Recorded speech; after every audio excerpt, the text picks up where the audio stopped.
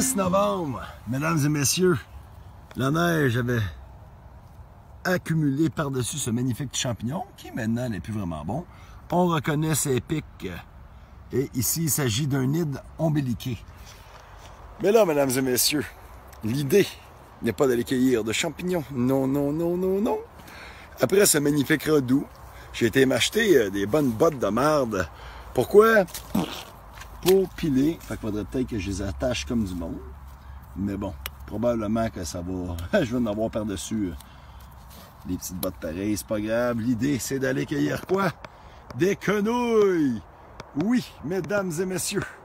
Et non, on ne veut pas aller cueillir les pousses de quenouilles. Ça, c'est réservé pour le printemps. On va aller cueillir les rhizomes. Parce qu'avec les rhizomes, on peut faire de quoi de très intéressant. Et tabarnak, hein? Ouh! On voit que je renfonce pas mal. Fait qu'on va essayer de pas trop tabarnak se mouiller. J'ai mon gros panier ici dans lequel j'ai à peine de pas mettre. Et là, j'arrive ici. Et l'idée va être d'aller chercher les rhizomes. Mais je vais pouvoir vous montrer vite fait.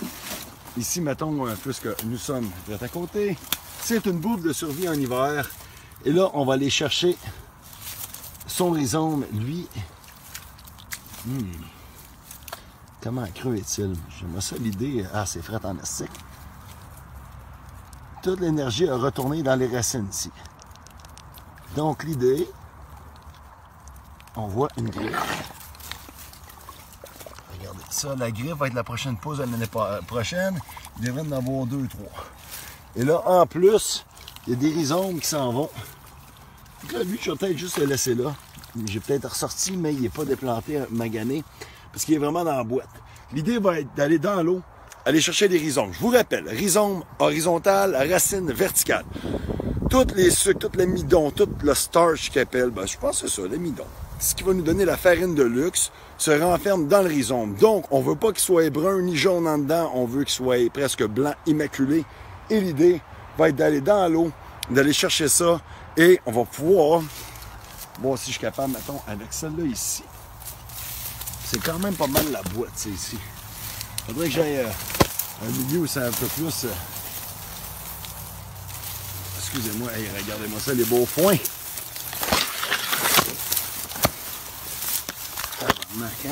C'est dense en esti. Il me semble qu'en été, c'est jamais aussi dense que ça. Peut-être parce qu'il y a plus d'eau. Peut-être que je suis dans le champ tout simplement. Pas de verrouillage. Anyway, là, c'est bien dur d'aller chercher. Hey, c'est frais en crise. Puis c'est tout le temps important d'aller chercher dans le fin fond. Et là, je suis pas capable d'aller trouver un rhizome qui a de l'allure. Parce que ça, cette plante se multiplie justement par les rhizomes. Et là, j'en ai même pas eu un dans celle-là. C'est bizarre que ça peut paraître. Est-ce que j'ai de quoi là-dedans qui pourrait être comestible? Le système racinaire est là. Ouais, peut-être dans... Oh, c'est ici, mesdames et messieurs, ça l'est. OK, donc, le rhizome, il est là. C'est pas un gros rhizome. Il y en a qui peuvent devenir vraiment gros. L'idée, c'est d'aller chercher justement tout le stock qu'il y a là-dedans. Ça va être excellent même présentement, je crois. J'ai jamais mangé de même la griffe qu'on appelle, qui va être la pousse de l'année prochaine. Évidemment, il faut faire attention à ce qu'on cueille nos quenouilles. Ici, je suis sur un terrain, et bon, il y a une route qui est proche, mais c'est un terrain qui est vacant, qui est à vendre. En fait, non, il ne sera jamais à vendre. C'est une swamp. Donc, je vais aller chercher ce qu'il y a là-dedans. Le rhizome peut être vraiment, vraiment plus long. J'ai cueilli ça rien qu'une fois dans ma vie. Là, on est au bon temps de l'année. Pourquoi? L'énergie est retournée dans les racines. Je l'avais cueilli l'année passée, je pense que c'était au mois de mai. Fin mai. Puis c'était les rhizomes, ils étaient tous pas durs. Ceux-là sont pas mal plus durs. Et quoi qu'il n'est pas gros, mais c'est pas grave, c'est quand même intéressant. Donc, on va prendre ça. Puis là, je vais aller m'en prendre quelques-uns. Je vais sûrement faire une autre vidéo. Et l'idée, ça va être de les laver, d'épeler, de prendre l'intérieur qui est blanc, de faire sécher, mettre en poudre, de faire une farine, d'amener ça à mon petit frère. Et Daniel, tu vas nous faire du pain. Donc, Québec, nous sommes au temps pour récolter, même si c'est ma première fois que je récolte. Je n'ai pas d'expérience en tout, mais c'est le fun. En osant, en essayant, on en fait de l'expérience. Regardez nos petites quenouilles. Il y en a 1001. Comme je vous dis, je suis vraiment dans une espèce de swamp. Donc, c'est idéal pour la récolte à ce temps-ci de l'année. J'ai les mains gelées. Je vais aller mettre ça dans mon panier et on va continuer la récolte en espérant d'aller chercher de longs rhizomes, ça peut être quand même très long, et en espérant d'être capable de vous documenter et moi d'essayer cette belle ressource-là qu'on appelle nos quenouilles. Donc, je vais essayer de nettoyer ça avant de mettre ça dans mon panier. Il va falloir que je nettoie le panier anyway. Mais c'est ça, vous allez voir, j'ai les mains pleines un peu. Donc, la belle griffe ici qui serait comestible. En plein hiver, en temps de survie, c'est une bouffe qui pourrait vous sauver la vie. C'est important de la connaître. Étudiez-la. Il n'y a pas tant d'informations, encore moins en français. Je vais essayer de vous faire une vidéo lors de ma préparation que je vais nettoyer, puis je vais vous montrer là, si jamais j'en ai une qui est pas bonne, qui est jaunâtre, brune en dedans. On la prend pas, blanche, on la prend. Donc, je vous reviens un peu plus tard avec la suite de cette vidéo sur les rhizomes de quenouilles, mesdames et messieurs. Restez sauvages, bonne cueillette, soyez prudents, et probablement qu'un soude de pêche style belly boat, tout de même, là, avec des salopettes, puis des bottes incorporées. Ça, c'est des petites bottes de merde à 50$ que j'ai pognées au Walmart. Mais savez-vous quoi? Ça va le faire pareil. Au pire, ben, je me mourrai les pieds puis je suis à côté de la maison. Ce n'est pas grave. Dans le pire des cas, je vais prendre la COVID. Salut. Donc là, j'ai été cueillir les pousses de quenouilles. Excusez-moi, je me trompe tout le temps, pas les pousses, mais les rhizomes. Mais là, j'ai été dans le déversement du lac qui est juste en arrière ici. Donc, en arrière là-dedans, j'ai été me promener avec mes petites bottes de pluie d'herbe. Vous voyez que je suis un petit peu dégueulasse. Et on voit que j'avais raison. Un déversement de lac, ou un lac, c'est peut-être mieux, mais même dans le déversement de lac, regardez-moi ça, la taille des rhizomes. Beaucoup plus long, j'en ai détruit quelques-uns. Il y en a des très gros. Donc, en tout cas, j'en ai pris une coupe. Ça devrait être suffisant là, pour faire un test. Sinon, au pire, je reviendrai. Regardez-moi ça, la taille des rhizomes. C'est quand même fabuleux, là. On parle pas des petites crises de merde que j'avais l'autre fois, là. On parle d'environ 1,5 pied, 2 pieds par rhizome, puis possiblement qu'on aurait pu en avoir plus. Donc, anyway, la nouvelle van, la Jiggy Van Mobile. On a le stock des pollen de pin qui était resté chez Samy, ma bâche. J'ai pris quelques tops de bourgeons de Méric Beaumier. Oui, je sais, normalement, il faudrait peut-être plus cueillir les bourgeons, mais en même temps, je m'en crisse un peu, là. Je le fais de façon quand même consciencieuse. Il y en a plein sur le bord de l'eau. Je prends quelques branches sans arracher toutes. Donc, mettez ça dans votre tête. On a nos racines là. Et là, ben, on va mettre ça là-dedans. Imaginez ce que je vais pouvoir faire en Gaspésie avec la vanne à Jiggy with it. Jiggy Mobile. Thank you very fucking much. I touch myself. Touch yours. All right, restez sauvage. Et racine m'envole pour aujourd'hui, ou rhizome m'envole, parce que je vous rappelle que le rhizome est horizontal et que la racine est verticale. Ben Cormier, en direct de Télévision Cormier. Donc là, j'ai été cueillir les pousses de quenouilles. Excusez-moi, je me trompe tout le temps, pas les pousses, mais les rhizomes. Mais là, j'ai été dans le déversement du lac. Voici la suite du vidéo, cher Jean. Donc, voici un bout de racine qu'on aurait presque pu mettre là. Ceci va devenir, ou aurait devenu, un autre quenouille l'année prochaine. Donc là, on va nettoyer dans l'eau. J'ai sorti ça. C'était tout simplement pour vous montrer. J'ai pris dans l'autre vidéo un bout de rhizome qui était tout petit, mais regardez ça là. Puis là, il a cassé probablement à moitié. J'ai l'impression que dans un lac, ce serait mieux pour la récolte. Je dis ça de même parce que dans un lac, il y a plus d'espace, donc probablement que les rhizomes vont être plus gros, vont voyager plus loin. Je dis ça de même, je suis pas la personne qui a le plus d'expérience et justement, aujourd'hui, ben, je commence à prendre de l'expérience avec ça. Je n'avais fait un, comme je vous ai dit dans l'autre vidéo, j'étais chez ma chum Samy au lac des Trois-Montagnes à Conception, puis j'étais dans le déversement du lac. Donc là, c'était assez large. Il y avait quand même pas mal plus de quenouilles que là. Là-bas, ici, c'est plus comme une petite swamp. Donc, je vais être curieux pour voir le goût et par la suite, voir juste comment le travailler, la texture, comme je vous dis, qui n'ose pas n'a rien, hein? Qui n'ose rien dans la vie, a rien. Puis qui ne se touche pas ne vient pas. Donc, osez, mes amis, gens québécois. Donc, l'idée va être de nettoyer ceci. On va y rendre tout beau. Regardez, ça prend pas grand temps. Ça devient quand même pas pire. Je vais le mettre dans la deuxième eau. Puis, ben là, je vais faire ça avec toutes mes belles racines.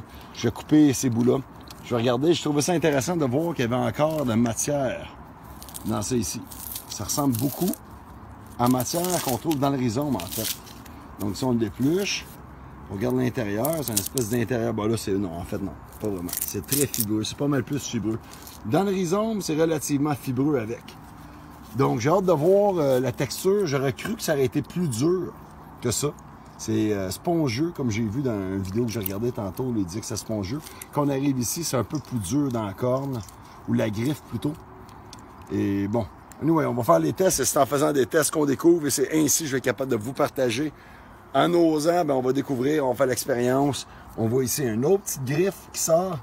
Ça, c'est excellent normalement. J'en ai mangé là, au printemps, c'est très bon. Je ne sais pas si là, sont trop coriaces, mais l'idée n'est pas de les manger comme ça. On va les prendre, on va essayer de les économiser le maximum, ou du moins les optimiser notre récolte, maximiser notre récolte. Je vais essayer de tout faire sécher et tout réduire en poudre, faire des tests à partir de là, et je vous documenterai ça une fois que je l'aurai fait.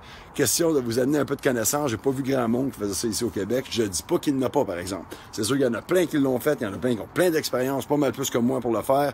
Mais comme je vous dis, si on n'essaye pas, on ne saura pas. Donc là, aujourd'hui, je me gave. Bon, OK, troisième vidéo. Pose de quenouille. Excusez-moi, pas les poses de quenouille, le rhizome de quenouille. Je vous rappelle que le rhizome, c'est horizontal, racine verticale. Donc, on regarde l'intérieur, vraiment plus filamenteux. Regardez, l'extérieur, c'est comme spongieux. J'ai l'impression que c'est ça qui vient protéger, en fait, la racine, ou du moins le rhizome de la quenouille. Et ça va être vraiment avec la partie intérieure, plus blanc crème, avec laquelle on va faire notre farine de luxe, les amis. Donc, en même temps que vous, j'apprends, je check, et je vais faire les tests. On voit vraiment la différence des structures et dans le matériel. J'ai vraiment l'impression que la partie blanche sert d'isolant pour la partie plus fibreuse et plus dure. Et je vais faire la farine avec la partie du centre, qui est vraiment le cœur de notre rhizome, là où toute l'énergie va être vraisemblablement. On voit que c'est comme plein de petits tubes. Quand on regarde comme ça ressemble à des porcs. Donc, allons-y avec ça, Québec. J'apprends, vous apprenez. On fait le test et je vous mentionnerai c'est quoi le résultat. Ben, vous allez le voir, en fait. Non? Donc, je l'ai coupé. Je vais essayer de décortiquer, d'isoler vraiment le centre. Je vais le mettre en séchage et par la suite, on va mettre en poudre et on fera un test. Je pourrais faire un pain, pollen de pain, farine normale et farine de quenouille. Hey, typique québécois, on va essayer de faire de quoi de pas pire. Puis on pourrait sûrement y rajouter la farine de noisette, la farine de gland chain, des glands doux et sinon des noix nordiques. Écoute, 1000. Bon, OK, troisième vidéo, pose de quenouille. Excusez-moi, pas les poses de quenouille, le rhizome de quenouille. Je vous rappelle que le rhizome, c'est horizontal. C'est hot. On passe de rhizome, encore attaché, une fois nettoyé, rincé, déplumé de ses racines. On les coupe en deux et on les envoie en séchage. Il me reste un bac à faire et ensuite, on retourne cueillir d'autres quenouilles. Hein? J'estime environ qu'avec 4 racks, je fais peut-être un quart de litre d'un pot maçon. Mais je ne suis pas 100% sûr. Donc, un dernier petit tray, puis on retourne en cueillir encore quelques-uns. J'aimerais ça faire au moins 2 litres de farine de quenouille. Question qu'on puisse faire plus de tests cette année, puis avoir quand même un backup. Faire les pains, ça c'était écœurant, puis j'aimerais ça peut-être pousser ça un peu plus. Des crêpes, j'aimais ça, puis peut-être même des sauces, peut-être même faire... j'ai mon chum Samolo qui va venir ici, fait qu'on pourra peut-être faire des trucs avec de la panure, avec de la farine de quenouille. Il faut essayer des nouvelles affaires pour y trouver des nouvelles utilités, puis être capable de mieux la documenter et mieux la connaître. La quenouille, ça fait une farine de luxe qui est très intéressante, très nourrissante, très lourde. D'autant plus comme un pain au blé entier, là, quand j'avais fait ça avec mon frère, là. C'était lourd en estique dans le ventre, j'ai trouvé ça hot. Puis même le pain, physiquement, tu le tenais dans tes mains, puis tu voyais que c'était compact. Il y avait du stock. Donc, on continue à faire des tests. On continue les récoltes, la transformation. Ça me prendrait une affaire 4 fois gros de même ici, pour que ça aille plus vite. Mais c'est pas grave. On y va avec qu'est-ce qu'on peut. Puis on vous documente ça tranquillement, pas vite. Là, ça va vous donner quand même... pas mal de savoir sur, ben pas savoir, mais la façon de transformer nos fameuses quenouilles. C'est du temps, c'est pas si compliqué, mais c'est du temps. Ça prend l'installation, tout simplement. Ça prendrait plus gros déshydrateurs. Il y en a d'entre vous qui l'ont. Maintenant, il faut savoir comment aller chercher nos rhizomes de quenouilles. Ça s'apprend. Salut! Bon matin tout le monde pour une deuxième fois. Petit verre d'eau avant le café. Donc, on va faire une continuité du vidéo d'hier. Comme ça, vous allez voir de façon un peu plus inclusive, si je peux me permettre. L'idée, c'était les rhizomes de quenouille. On les ouvre en deux. Je vous ai montré un exemple hier, qui était celui-là, qui a séché toute la nuit. Mais là, mes 2 déshydrateurs sont remplis de moutarde sauvage.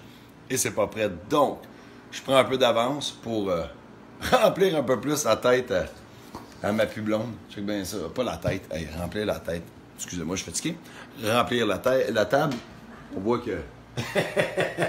non, mais quel con. Écoutez, regardez, on a le vinaigrier. On a les chatons de Méric Beaumier. On a plein de carottes sauvages que hier j'ai processé en partie.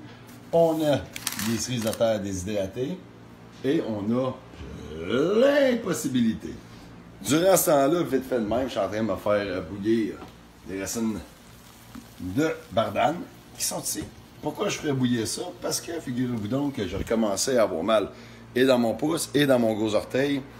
Et donc, c'est peut-être un signe précurseur que la goutte est proche. Donc, qu'est-ce que je vais faire? C'est que je vais prendre une plante qui est diurétique, et mais surtout altérative, qui va être de la bardane. Ça, c'est une élève dans un de mes cours qui m'expliquait ça, qui est en train d'étudier en arboristerie. Elle m'expliquait un peu la différence entre, mettons, le pissenlit et la bardane, me disant que le pissenlit était un meilleur diurétique que la bardane, quoique la bardane en est un excellent pareil. Cependant, elle est plus une altérative qui remet les déchets en stagnation dans le système, en circulation, et avec un mix comme l'ortie ou les gopodes ou le pissenlit, qui sont des bons diurétiques, va nous aider à se débarrasser de cet acide urique qui mène à la goutte. Donc, on sait qu'anyway, la bardane va être bonne contre la goutte, anti-rhumatismale, même chose pour le pissenlit, même chose pour les gopodes, même chose pour l'ortie, et on pourrait même y rajouter de la prêle des champs. C'est tous des bons mix, des bonnes mixtures que tu peux faire pour aider ton système. Alors, revenons à nos totons. Voilà de quoi qu'on parlait. Nos rhizomes, et encore une fois, les racines seront verticales et les rhizomes seront horizontales. Donc, comme ça. Je dis vertical, et c'est vertical vers le haut avec. Ça, qu'est-ce qu'il faut comprendre, c'est que le rhizome, souvent, il est en dessous de l'eau, en dessous de la terre, en dessous de la boîte. Fait que là, il faut que tu ailles creuser, passer ça, puis souvent, ça fait comme des îlots de mousse que les racines tiendraient et que le rhizome supporterait. Je te dis pas que c'est le même dans tous les cas, mais dans bien des endroits, c'est plus sompeux. C'est ce que j'ai remarqué. Donc, bien intéressant. Tu t'en vas en dessous, là, le rhizome, il est là. Fait que là, tu le suis, tu essaies d'en prendre des longs bouts. Et ça te donne tous ces beaux petits amis-là. Et je vous avais parlé des cœurs. Les cœurs ici, là, ça, c'est un cœur. Quand tu ouvres ça, on a une griffe. Regardez ce que ça donne. Donc, là-dedans, il y a énormément de chair et d'amidon qui vont nous donner notre farine boréale de quenouille. C'est ce qu'on veut. Alors, c'est pour vous montrer ça, tout simplement. Et éventuellement, ben, c'est ainsi que je vais les placer sur mes plateaux. Ça sèche très bien. Il va nous laisser tout simplement à peler. Et regardez, quand je vous ai dit c'était mou, puis ça venait brun et noir, ben c'est ça que je veux dire. Donc, quand tu trouves un bout qui est mou, ça ne veut pas dire qu'il est plus bon partout. C'est juste certains endroits qui sont plus bons qu'on va tout simplement sacrifier. Regardez, lui, il avait ouvert un peu. Ben, c'est juste ce côté du calfeutrage qui a chié. Puis le centre est encore très beau. Donc, il ne faut pas se dissuader parce que c'est mou, parce que c'est noir. Donc, c'est la leçon de Ben Cormier ce matin sur comment qu'on fait notre farine de quenouille. Salut! Mesdames et messieurs québécois, voici la suite du fameux vidéo sur les rhizomes de quenouille. Je devrais dire plutôt la série de vidéos. Donc, je vous avais montré, on a été le cueillir, je les ai lavés, je les ai coupés en deux, on a regardé comment ça fait à l'intérieur. Et là, je les ai fait sécher avec la pluie. Je me suis dit que c'était pour être plus facile. Et comme de fait, c'est pas très, très difficile. Qu'est-ce qui arrive, c'est qu'il faut juste trouver les bons morceaux, il faut vraiment les déshabiller. Donc ici, on voit comme la pelure. Nous, on va aller chercher l'intérieur.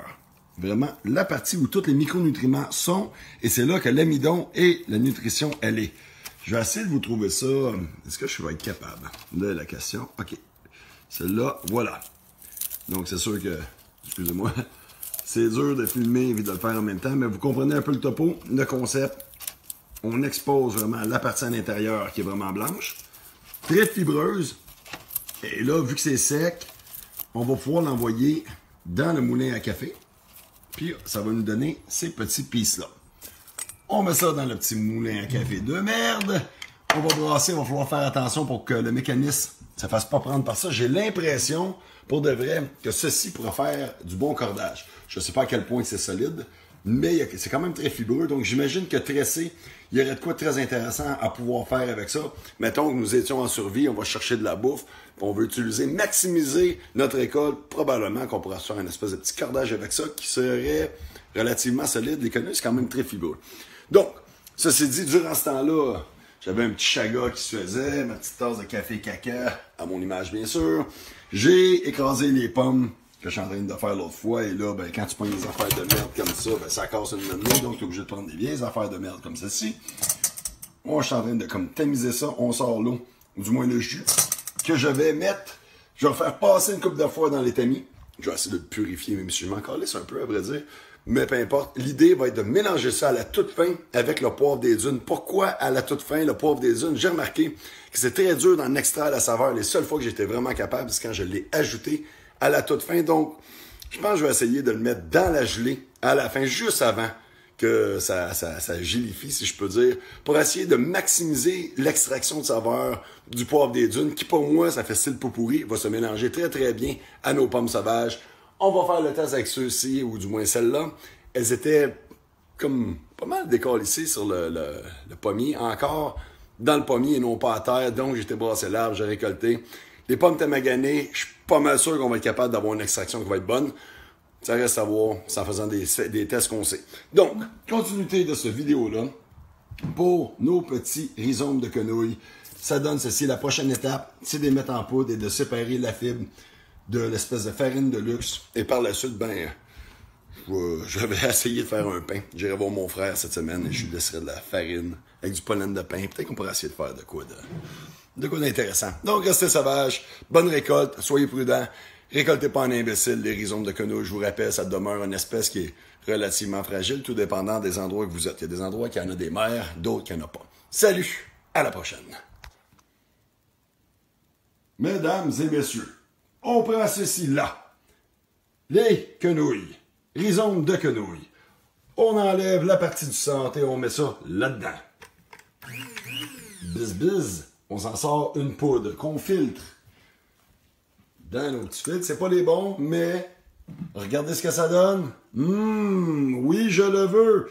Ça nous donne, mesdames et messieurs, une farine qui est incroyable, qui est excellente, qui est très, très bonne. Je l'ai essayé, je vous l'ai montré. On me dit que c'est pas de même qu'il fallait le faire, que du monde qui a fait des formations, il disait rien que prendre des griffes. Non. Je pense que ma connaissance et mon intelligence vont dans le sens, justement, de l'apprentissage et de... Moi, je regarde une plante, puis j'évalue sa biologie, qu'est-ce qui ressemble à quoi. Puis là, on a évalué que le centre, c'est ça qu'on voulait. Et comme de fait, j'avais raison, c'est ça qu'on veut. Les griffes sont beaucoup trop petites.